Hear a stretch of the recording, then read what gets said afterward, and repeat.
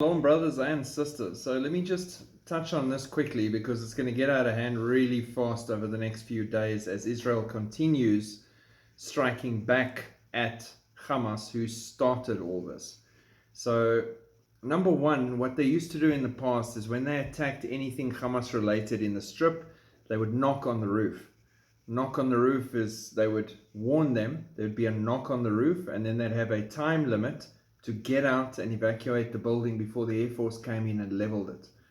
They have not been doing that now, obvious reasons, but when it comes to hospitals and places like that, they are still doing knock on the roof to give people time to get out and evacuate before they hit those areas being used by Hamas leadership for planning and storing weapons and executing their attacks against Israel. So not just indiscriminate attacks on civilian structures as the world would want you to believe. The other interesting thing for me that's coming out now is Israel has also, Netanyahu has made sure that they've warned all of the Gaza citizens to clear out from the areas they're going into. And they've given them advanced warning and enough time to get their stuff and go. This is your warning to be able to stay alive.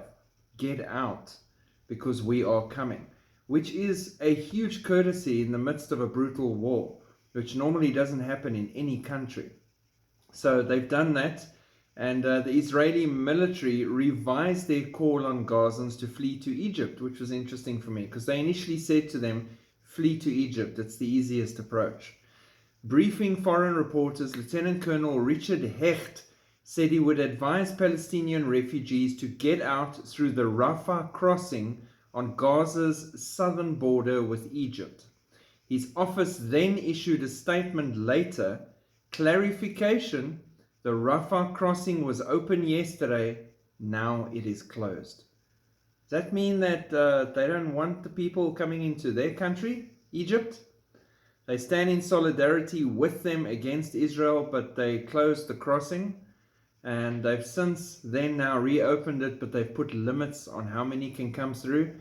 These are people in crisis that you apparently are standing with against Israel. How are you not just letting them all come through? It's interesting, isn't it?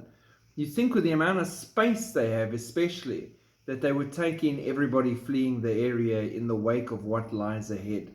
And make no mistake, what lies ahead is going to be, in the world's eyes, and ours, horrific.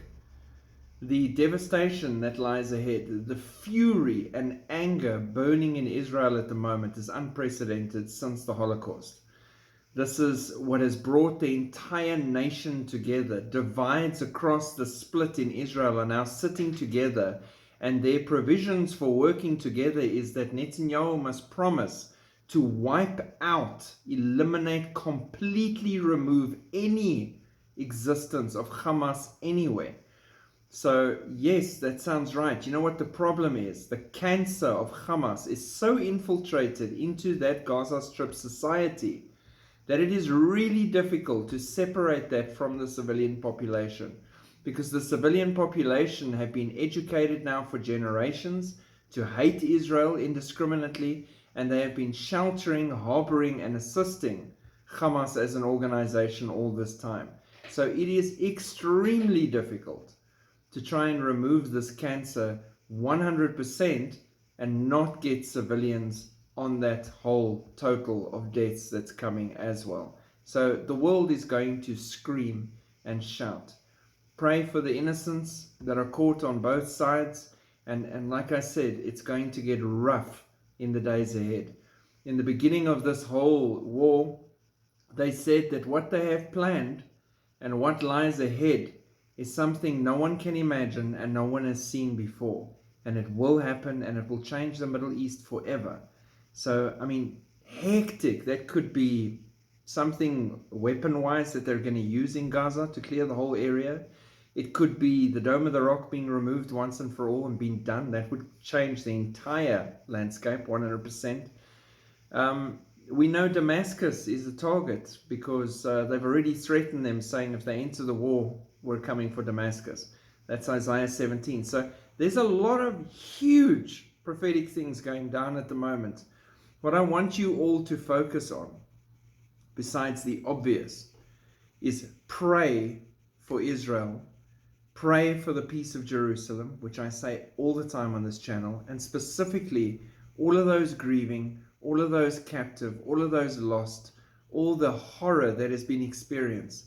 But not just that, pray for all civilians caught in the midst of this chaotic, horrible, evil war.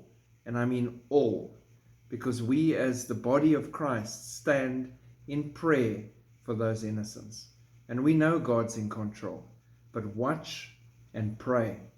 Huge things are about to happen on the landscape. Huge. And it's right in front of our eyes, right before we leave. God bless. Keep looking up.